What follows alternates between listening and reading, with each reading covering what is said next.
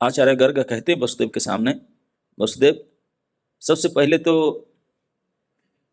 नंदराय ने यशोदा की अंक से आपके बड़े कुमार जो कर्पूर गौरवर्ण के थे मेरे गोद में रखे।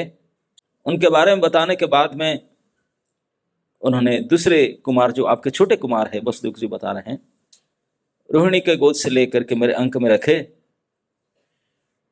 जब मैं उनको मेरे गोद में पाया तो मुझे संभालना थोड़ा कठिन हुआ अपने आप को, क्योंकि साक्षात परात्पर परम ब्रह्म का स्पर्श भी कुछ साधारण तो नहीं होता, ये तो समझ रहे थे। आपने को संभाल करके अब क्या कहें, बोले वसुदेव धन्य है आप, परम धन्य है आप। आपके घर में साक्षात श्री हरि अवतार लिए और आपसे भी सहस्र सहस्र गुण धन्य गोकुलपति नंदराय है, जिन्होंने उनको पाल रहे हैं और इतने वात्सल्य से स्नेह से। और उन साक्षात श्री हरि के नामकरण में क्या करूं, लेकिन मुझे करना ही पड़ेगा। तो वो ध्यान देकर मेरे ओर देख रहे थे। वसुदेव जी को गर्गाचार्य बोल रहे हैं कि बोले वसुदेव, आपके कहने पर मैं गोकुल गया और आपके दोनों पुत्र का नामकरण किया। अगर मैं गोकुल आज न जाता मेरा जीवन असफल रह जाता। मेरे जन्म जन्म के तप जब सफल हो गया आज उनके दरस परस पा करके, साक्षात श्री पुरुषोत्तम के दर्शन और स्पर्शन पा करके मेरा जन्म सफल हो गया आज। केवल आपके कहने पर मैं गया था, नहीं तो आज मेरा बहुत बड़े जीवन की हानि हो जाता। इसलिए मैं आपको पूजा करने के लिए, प्रणाम करने के लिए आया हूं, मैं आश्रम नहीं गया हूं। वसुदेव जी बोले वो तो ठीक है, नाम क्या रखे छोटे कुमार का, मैं जानने के लिए बड़ा उत्सुक हूं। आचार्य गर्ग बोले उनका नाम मैं क्या रखूंगा। मैं बताया इन पुरुषोत्तम ने तो अनेक बार जन्म हुए हैं, वो होते ही रहेंगे। पहले तो उन्होंने श्वेत वर्ण भी धारण किए थे, रक्त वर्ण भी धारण किए थे, पीत वर्ण भी धारण किए थे, अभी कृष्ण वर्ण धारण किए, इदानीम कृष्णताम गतः। इसलिए अभी अगर वो कृष्ण वर्ण धारण करके आए हैं तो उनका नाम कृष्ण, श्री कृष्ण चंद्र रख दिया जाए। उनको बहुत पसंद आया। आचार्य गर्ग बोल रहे हैं जिस क्षण से मैं उनका नामकरण श्री कृष्ण करके किया, उसी क्षण से अब तक मेरा मन रट रहा है कृष्ण कृष्ण कृष्ण कृष्ण कृष्ण। और वो बोलते हैं ना जाने कितने आनंद, कितने आकर्षण, कितने अमृत इस नाम में भरा पड़ा है, रोके नहीं रुकता। अद्भुत नाम है। ऐसे नामकरण करके और उन्होंने बोले थोड़ा और कुछ प्रभाव। तो मैंने बताया इन पुत्र रत्न ने पहले कभी वसुदेव जी के वहां भी जन्म लिया था, इसलिए जानकर लोग उसका नाम वासुदेव भी कहेंगे। ऐसे वासुदेव का अर्थ भी वसति सर्वत्र इति, वसु अंतर्जामी पुरुष का नाम भी वासुदेव है, तो ये अंतर्जामी पुरुष भी है। यद्यपि मैंने ऐसे कहा कि वसुदेव के घर में भी पैदा हुआ था, लेकिन नंद महाराज कुछ चौंके नहीं कि वसुदेव का लड़का है क्या, नहीं। उन्होंने यही समझे कि वसुदेव के और मेरा तो जुग जुग में सौहार्द है, हमारा मित्रता तो कई युग से है, बहुत अच्छा है। उनके घर में आया होगा मेरा बेटा कभी, अब तो मेरा बेटा ही है। और कुछ उनके गुण गारिमा प्रभाव के बारे में बोले, उनके प्रभाव में क्या बताऊं, इतना समझ लो कि इनके वजह से केवल आप, आपका परिवार नहीं, आपके नंद ब्रज गोकुल अनेक अनेक विपत्ति से उधार पा जाएगा। बहुत विपत्ति से तर जाओगे उन्हीं के चलते। ये संपूर्ण नंद गोकुल को परम आनंद प्रदान करेगा, आप सबको परम आनंद देगा। और वो मनुष्य महाभाग्यवान होंगे जिनका उनसे प्रेम होगा। जैसे सुरों ने नारायण के आश्रित रह करके बलशाली होते हुए भी असुरों के द्वारा आक्रांत नहीं बन होते, इसी प्रकार उन्हीं के चरणाश्रय में जो रहेगा उनको कोई शत्रु दबा नहीं सकता। तो इसलिए केवल मात्र उनके शरण में रहिए।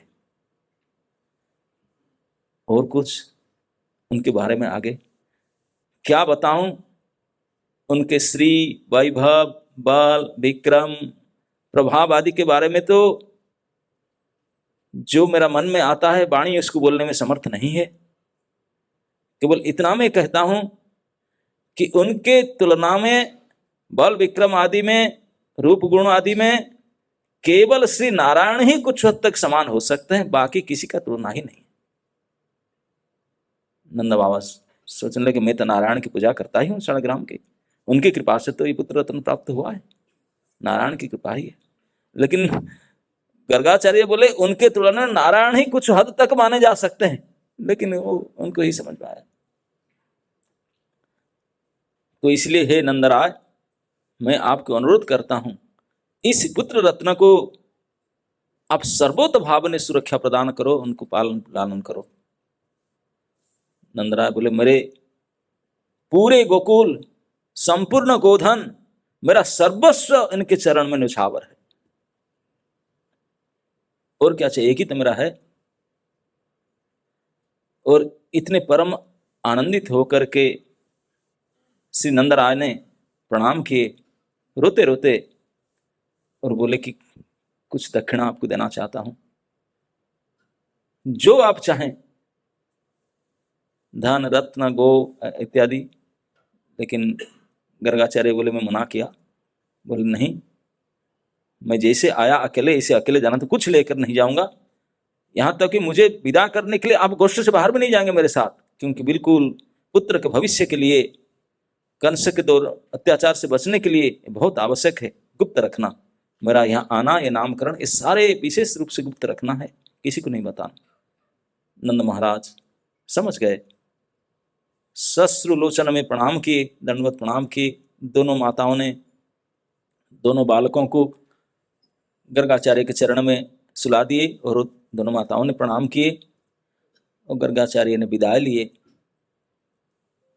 विदाई लेते लेते नंद महाराज का महामनत्व, उनका विशेष गुण को बारे में गर्व अनुभव करते थे। जैसा वसुदेव ने कहते थे नंद जी के बारे में, ऐसा इससे बढ़कर के है। धन्य है नंद, जिनके पुत्र सकल गुणगण धाम है, उनका गुण फिर क्या होगा। तो यहां से लगभग पहुंच गए थे 10-11 बजे, कुछ कम समय में गोकुल का कार्य समाप्त करके निकल पड़े थे गर्गाचार्य में। लेकिन मथुरा आ रहे थे, लेकिन पता नहीं कुछ ऐसी विशेष प्रेरणा उनके मन में हुआ, मथुरा का रास्ता छोड़ करके जमुना की ओर चल पड़े। उस रास्ते पर जा करके जमुना के तट पर विशेष पुरी की ओर देखे, बृहस्सानपुर था, और मध्याह्न हो चुका था। उन्होंने कालिंदी में स्नान किए, मध्याह्न संध्या किए। इतने में ही गोपों से खबर पा करके श्री वृषभानु जी महल से उतर करके घाट पर आ गए, और अतिशय अनुनय विनय किए। आचार्य गर्ग बोलते मुझे अतिशय अनुनय विनय किए आतिथ्य रूप में मुझे वर्ण करने के लिए। और मैं पहले से बता, मेरे स्वभाव इतने रुखे नहीं है कि मैं किसके अनुग्रह को मना कर दूं, स्वीकार कर दूं। मैं उनके साथ में उनके भवन में गया, वृषभानु जी के भवन में। और ऐसा पूजा तो सुरों का भी कोई करता होगा, सविधि पूजा, जैसे मेरे सत्कार पूजा उन्होंने किए अपने घर में, विशेष पूजा सत्कार सविधि पूर्वक किए। मैं भोजन प्राप्त करके थोड़ा विश्राम करना चाहा, थोड़ा लेटा, तो वृषभानु स्वयं आपने श्री कर कमल से मेरा पद सम्मान करने बैठे। पैर दबाते दबाते बड़े अनुनय विनय वचन से कहने लगे, अगर श्री चरण बुरा ना माने, एक मेरा प्रार्थना है। बोलिए। न मेरा भी एक तनया और एक जुगमज, उनके भाई अग्रज भी है, उनका भी अभी नामकरण नहीं हुआ है। और मैं तो मानता हूं इस संपूर्ण सृष्टि में आप जैसे ज्योतिर्विद और कोई होगा, और आप स्वयं जब घर में पधारे तो ये शुभ कार्य होना आप जैसे चाहें। तो गर्गाचार्य बोले ठीक है, मुझे लगता है कि इसी कार्य के लिए मुझे विधाता ने प्रेरित करके भेजा था, नहीं तो मथुरा जाने वाला था, इधर क्यों आया? इस कारण से मुझे प्रेरणा देकर के भेजा है। लेकिन एक बात है, अगर आप मान जाएंगे कि मुझे शाम तक मथुरा पहुंचना है, आज लेट नहीं कर सकता, अति संक्षेप रीति से केवल स्वस्ति वाचन करके मैं नामकरण कर दूं, आपने स्वीकार है तो मैं करा दे सकता हूं। मेरे इस बात को सुन करके महाराज वृषभानु इतने अतिशय प्रसन्न हुए जैसे कोई महा ऐश्वर्य हठात प्राप्त हो जाए, इतने भारी प्रसन्नता प्रकट किए और तुरंत अपने रानी को बुलाए। महारानी कीर्तिदा अपने गोद में 2 शिशु को लेकर के पधारी और उन दोनों को देखने से लगता था कि उम्र तो दोनों सेम है, रूप बिल्कुल समान है, इतने साम्यता था इन दोनों में, इतने साम्यता था कि उनको अगर पृथक पृथक कर दिया जाए, उनके माता पिता को भी उनको पहचानने में दिक्कत होगा कि कौन बेटा है कौन बेटी है। उनके माता पिता भी उसको पहचान नहीं पाएंगे, इतने साम्यता था। इसलिए वृषभानु महाराज ने इन दोनों बालक बालिका के हाथ में और गले में विशेष अलंकार पहचान के लिए कि ये बेटा है बेटी है, इसको पहना रखें, नहीं तो कोई देख करके कभी नहीं पता कर सकता है वो क्या है, बेटा है कि बेटी। इतने रूप के साम्यता है। और उनको जब मैंने देखा नजदीक से, गर्गाचार्य बोलते हैं कि मैं विस्मय से अभिभूत हो गया कि ये सृष्टि में इतने सौंदर्य, इतने सुकुमार्य भी क्या संभव है? कैसे इतने सुंदरता, इतने सुकुमार कैसे संभव हो सकता है सृष्टि में? विधाता के पास तो इतने सुकुमार्य सौंदर्य नहीं है, ये विधाता के सृष्टि से परे है क्या? अब गर्गाचार्य बोलते, मैं तो कुछ ही समय पहले नंद गोकुल में साक्षात इंद्र नीलमणि सदृश परम ब्रह्म को दर्शन करके आया था, और जो मुझे साक्षात्कार हुआ था, अभी उन दोनों को देख करके इतना ही आनंद प्राप्त होता है। तो मुझे लगा क्या क्या वही इंद्र नीलमणि पुरुष यहां गौर वर्ण धारण करके वही 2 युग्म रूप में प्रकट हो गया ना? क्या ना ये दोनों वहां प्रकट हुए थे? कुछ समझ में नहीं आ रहा था।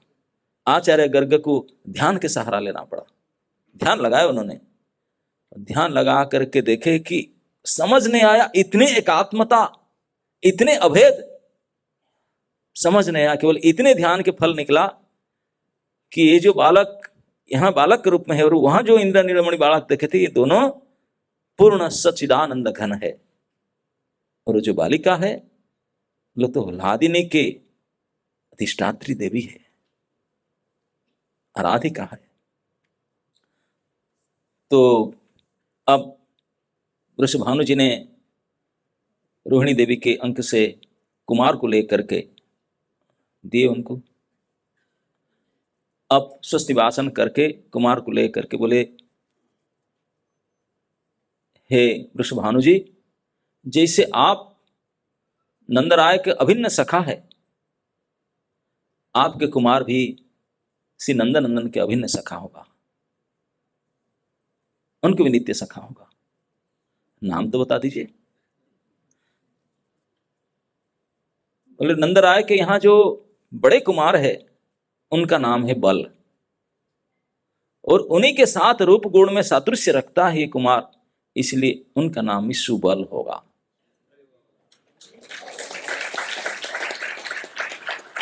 सचमुच आप आगे चल करके जानेंगे कि कभी कभी राधा रानी जब जावट में रहती थी, जब भारी समस्या होती थी, बाहर निकलने के लिए बहुत आकट थी, तब एक विशेष वेश पहन करके राधा रानी जा सकती थी, वो है उनके भाई सुबल सखा के वेश। क्योंकि सुबल के और राधा रानी को खड़ा कर दो, दोनों कोई भी नहीं पहचान पाए, को 19-20 की फर्क नहीं। सुबल का ड्रेस फुल मैचिंग है राधा जी को। राधा जी की ड्रेस सुबल को पहना दो, वो कोई भी साक्षात राधा वही है, और सुबल के बस राधा के बस यही सुबल है। तो भगवान ने बनाए थे इसीलिए, इस लीला के लिए, इस चाल के लिए बनाए थे। तो इसलिए सुबल सखा को भगवान भेजते, तुम जाओ वहां रुक जाओ, उनको भेज दो आपके ड्रेस पहना करके। वो जाते थे, ड्रेस से चेंज करके, फिर पर्सनालिटी भी एक्सचेंज होते थे। तो सुबल अब जब नंदनंदन के नित्य सखा होगा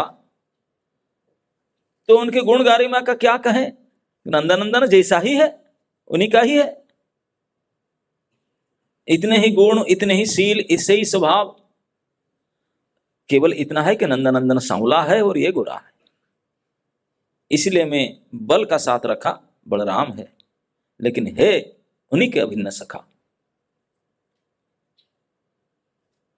अब वृषभानु जी ने प्रणाम किया, बोले ठीक है सुबल सखा, अच्छा सुबल नाम है। तो दूसरे अपने बेटी को लाकर जब रखे, गर्गाचार्य बोलते हैं कि हे वसुदेव, जब मैंने उस बालिका को मैं गोद में धारण किया तो कुछ समय के लिए तो मैं अपने आप को विस्मृत हो गया, मैं भूल गया कि मैं भी कुछ हूं, आई फॉरगॉट माई सेल्फ। अब इतने विस्मृत होने के बाद में बड़े संभालना पड़े अपने आप को, संभाल करके बोला कि उनको नाम क्या रखा जाए। वो तो सृष्टि के आराधिकाओं के शिरोमणि है, महाभावमयी मूर्ति है, लादिनी शक्ति का अधिष्ठात्री देवी है, इसलिए उनके नित्य नाम तो श्री राधा ही है।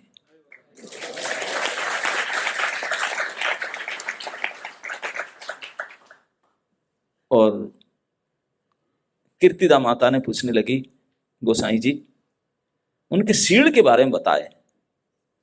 आचार्य गर्ग कहते हैं कि कोई भी कुलीन आर्य स्त्री अपने बेटी के लिए सबसे पहले शील ही इच्छा करेगी। उनको सुता चाहिए तो सुशील वाली सुता चाहिए। हाँ, पुत्री के लिए अच्छा रूप हो, अच्छा गुण हो, अच्छा संतान हो, सुख हो, सुंदर पति मिले, ये सब ठीक है, ये सब आशा करते हैं, लेकिन ये सबसे श्रेष्ठ है उनको शील मिले। शील शब्द का अर्थ समझते हैं आप लोग? शिल्पुआ नहीं बतवा, श्री राम शील स्वभावा। शीलता मतलब सभ्यता, जेंटलनेस, भद्रता और सभ्यता को शील कहते हैं। इतने सभ्य स्वभाव, इतने भद्र स्वभाव, सद्गुण मंडित स्वभाव, उसको कहते हैं शील। शीलता मां से आता है। तो मां ने ये पूछा कि बेटी का शील के बारे में बताए, पूछना आवश्यक था उनको। आचार्य गर्ग बोले, मां कीर्तिदा, आपके बेटी के शील के बारे में आप जानना चाहती हो? उनकी शील के बारे में क्या कहूं? उनकी शील स्वभाव, उनके शुद्ध प्रेम संपूर्ण सृष्टि के प्रेम के आदर्श शाश्वत रूप में बना रहेगा। उन्हीं के प्रेम का स्मरण करके ही लोग अपने आप को धन्य मानेंगे। और गुण, शील युक्त गुण अनंत काल तक प्रत्येक प्राणियों को सारे सद्गुण प्राप्त होगा केवल उनके चरण की स्मरण करने से। जिनका चरण की स्मरण से सभी को शीलता सद्गुणता प्राप्त होता, पर उनका गुण के बारे में पूछता ही क्या है? उनको चिंतन और स्मरण करो तो सिर्फ सद्गुण प्राप्त होता है। तो उनका गुण बारे में कुछ सोचो मत, वो तो जुगपथ सृष्टि के लिए आदर्श बना रहेगा।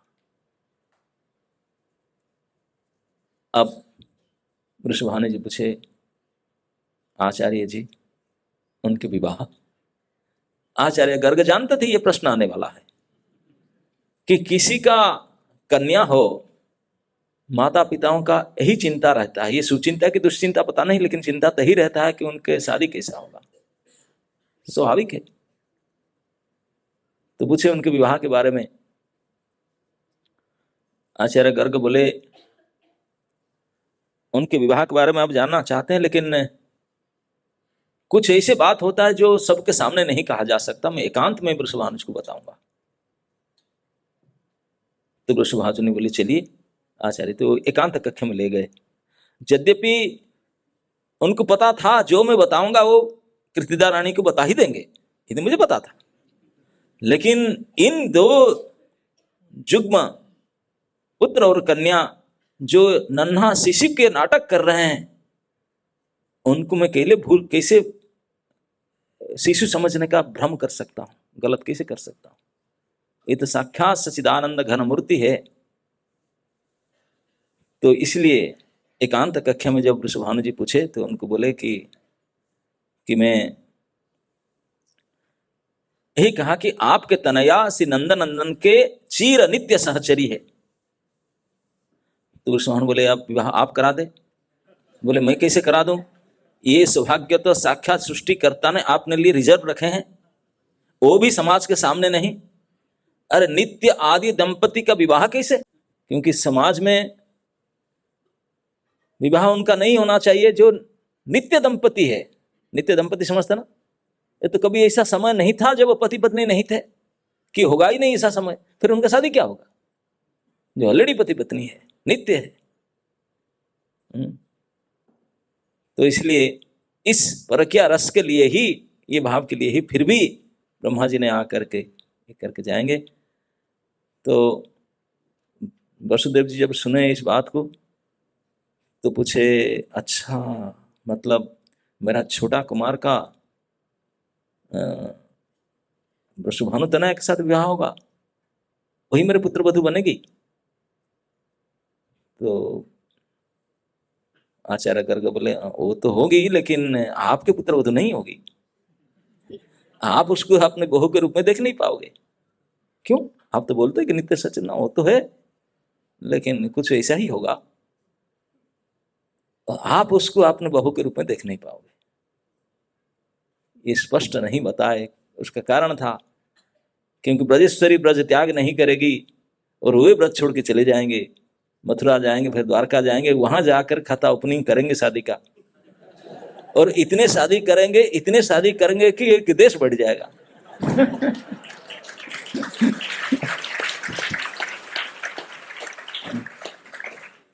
तो इसलिए ये जो उनके नित्य सहचरी है, उनको पुत्रवधू के रूप में देखने का आपको सौभाग्य नहीं मिलेगा।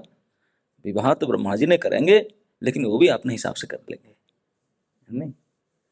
तो इस प्रकार से आचार्य गर्ग ने वसुदेव जी के अनुरोध से गोकुल में जाकर के, अब 3 महीने कुछ दिन के हुए थे, श्री नंदनंदन उनके नामकरण किए, उनके अग्रज का भी नामकरण किए, उनके साथ साथ उनके नित्य सहचरी और सखा, नित्य सखा का भी नामकरण करके अपने कार्य पूर्ण करके वापस आए।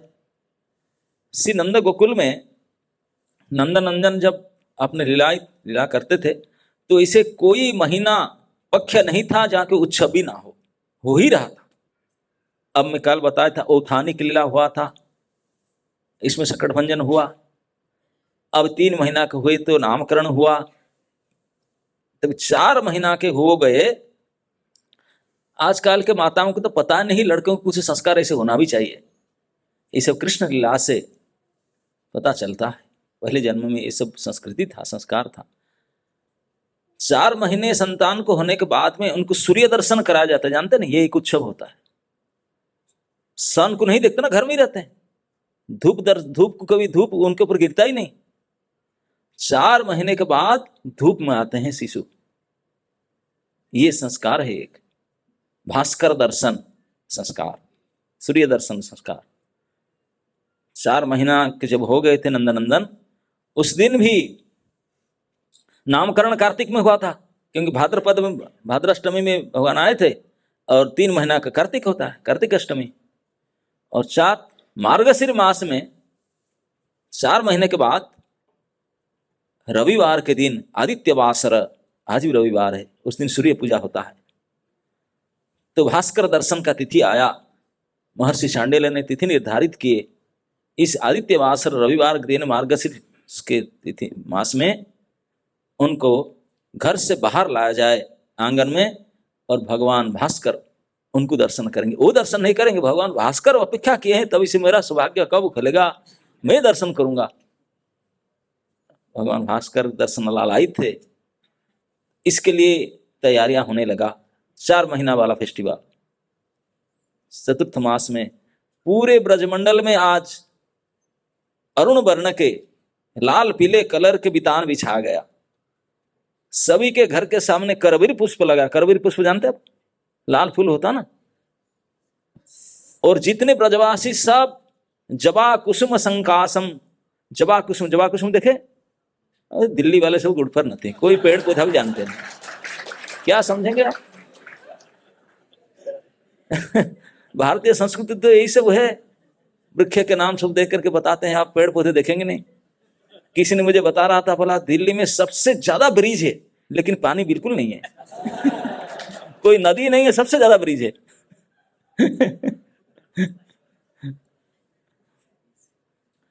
तो इस प्रकार मतलब सूर्य के अरुण वर्ण का वस्त्र सभी को पहनाया गया, यहां तक कि गोष्ठ में गाय बछड़े को भी इसी कलर लगाया गया। रोड, आंगन, घर, खंबा, जितने पुरुष स्त्री सब सेम कलर, लाल पीले कलर के सूर्य वर्ण के। आज सूर्य के दर्शन होगा ना, इस कलर के सब ड्रेस, अलंकार, पद्मराग, मणि सब ऑर्डर देकर के उसी दिन के लिए पहने थे। पूरे ब्रज आज अरुण वर्ण में, अरुणिमा में दिखाई पड़ता था, जहां देखो तहां। और पूरे आंगन में रंगोली किया गया था। पीवरी ताई, नंद जी के 5 भाई थे, नंद जी थर्ड वन है, उनके ऊपर में 2, नीचे 2। तो उनके ऊपर वाले जो भाई, उनके पत्नी का नाम था पीवरी। इसके उसका नाम तो सुषमा थी, लेकिन मोटी थी, थोड़ी स्थूल काया। मोटी होने के नाम से उनको बचपन से पीवरी पीवरी बोलते थे। वो बोलते हैं कि मुझे तो अपने शरीर अच्छा लगता है, लेकिन लोगों को अच्छा नहीं लगता। हाँ, चलने से थोड़ा थक जाती हूँ जल्दी, पसीना थोड़ा ज्यादा आता है, लेकिन अच्छा लगता है। तो पीवरी ताई ने आज तो बहुत जल्दी उठ गई थी, अंधार अंधार था, बड़ी भोर से उठ करके नंद भवन में आ गई। आ करके करबीर पुष्प की बंदरमार बनाई और कुमकुम और रक्त चंदन से लेकर के रंगोली की। रंगोली समझता ना? हाँ, वो तो जानते हैं। चित्र केवल वो नहीं, पूरे ब्रज के जितने गोपियां थी सब आज अपना अपने घरों से ये लाल रंग के सिंदूर आदि लेकर के रंगोली करने लगे, कि लगता है कि पूरे गोपांगनाओं के चित्रकला के प्रदर्शन आज ही करना था। इतने सुंदर सुंदर रंगोली कर रहे थे। श्री देवी रोहिणी ने, पूर्व वंश के महारानी वंशजी श्री रोहिणी, स्वयं अपने हाथ से नंद आंगन में बिल्कुल फ्रंट ऑफ दी गेट, नंद भवन के सामने इतने सुंदर एक फूल बनाई, विभिन्न विभिन्न प्रकार के कलर से।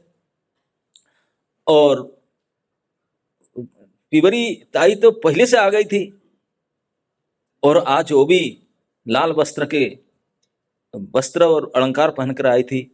यद्यपि इतने वृद्धा हो चुकी थी, लेकिन जब लाल कपड़ा पहनती थी लगता है कि अभी आज बहू बनकर आई।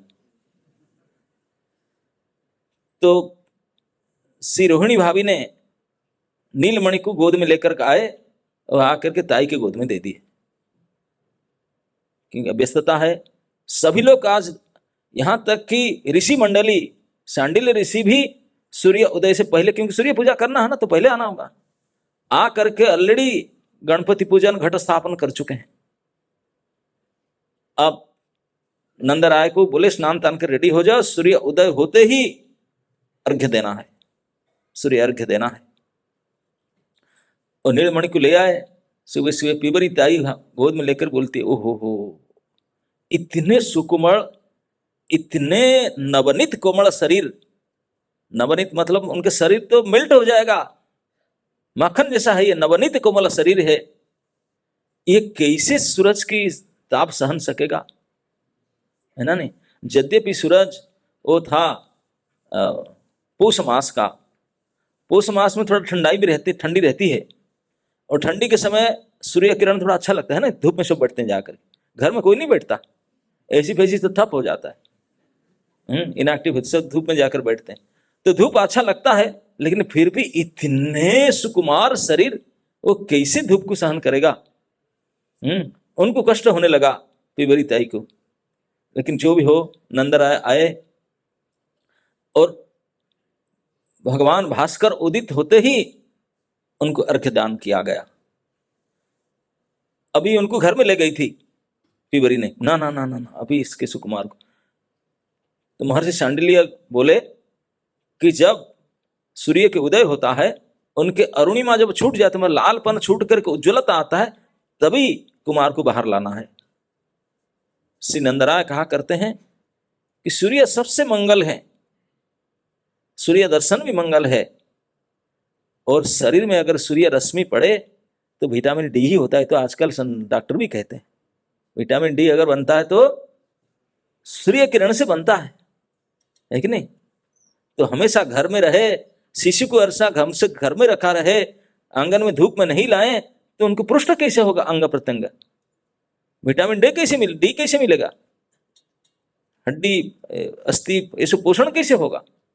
तो इसलिए पूरे समुच्च शरीर में सूर्य किरण लगना बहुत ही आवश्यकता है। इसलिए आज प्रथम सूर्य दर्शन उत्सव ये किया जाता है, ये प्राय शिष्यों को कराया जाना चाहिए, लेकिन आजकल तो कोई जानते नहीं इस बारे में, क्या करेंगे। ऐसी रूम में रहते रहते तो सूर्य दर्शन के लिए बोले कि जब उसका उज्ज्वलता आ जाए, मतलब लाल लाल में नहीं, थोड़ा उनका तेज हो जाए सूर्य, तभी लेकर के आना।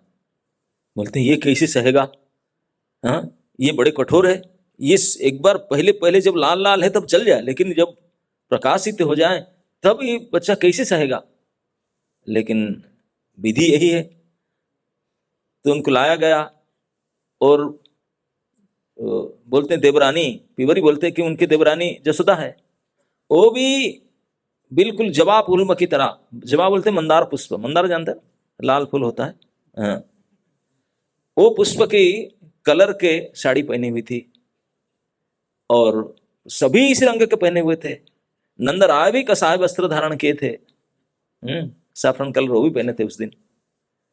और जब लेकर के आए नंदनंदन को, सभी के छाती धड़क रहा था, पता नहीं पहली बार आया उसको कष्ट नहीं होगा, कष्ट नहीं होगा, इतने ताप सहन कर सकेगा क्या वो।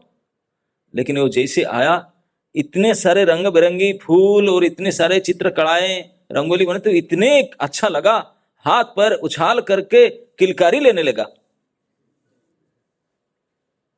इतना आनंदित हुआ, इतने आनंदित हुआ। तो कुछ क्षण फिर उनको शांडिल्य ऋषि ने उनके हाथ में करवीर पुष्प दिए और कुंकुम रक्त चंदन से तिलक, कुंकुम से तिलक किए, अक्षत लगाए और उनसे आरती करा दिए। बोले ठीक है अभी ले जाओ, ज्यादा समय नहीं रखना। इतने ही सूर्य किरण लगे। इसी के लिए, एक कुछ क्षण इसी के लिए पूरे ब्रज सज गया था। आज सूर्य दर्शन के उत्सव होगा, आदित्य वासर के उत्सव होगा। इस उत्सव में कितने ब्रजवासी आनंदित हुई। इस चौथा महीना का फेस्टिवल था। चौथा महीने के बाद माघ मास आएगा और पांचवा महीना में एक और उत्सव होगा, भूमि उपवेशन। मिट्टी पर बैठेंगे। अब तक तो पलने और गोद में थे, अभी जमीन पर बैठने का पांचवा महीना में, और छठा महीना में अन्नप्राशन। ये दो उत्सव का बात दोपहर में बताएंगे। हरे कृष्ण।